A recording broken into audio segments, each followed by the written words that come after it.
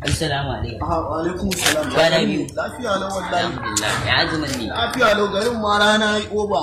Saboda azumin ma ni yanda ma fi girgiza ni saboda daure kawai nake. Na cika yin daure ina kwanta idan tashi karfe 8. Sallan ma kawai ba yadda za a yi muke kai ta kawai. To ya ake ciki ne? A garin. Ga dai garin nan dai. Ka huta kwana biya ban ganin ka. Baba ka zo yarinya can.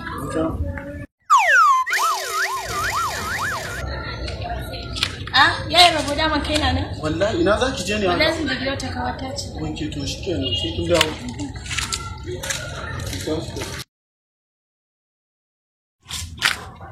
Hello kawata gana kofar gidan ku ki fito.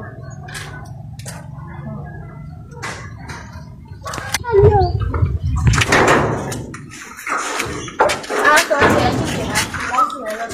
Lafiya kala wallahi yanzu na fito gidan da gida mana son da gunta su muna su fara mai jagi da ba da ma mutum da su.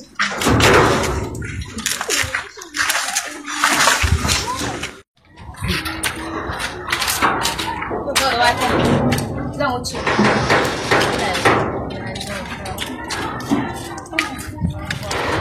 Ka san wancan azumi ba a yi rana ko wallahi.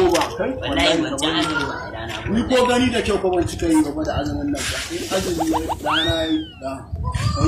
Zai bi jin baba. Kai wannan na ganta da misali ne.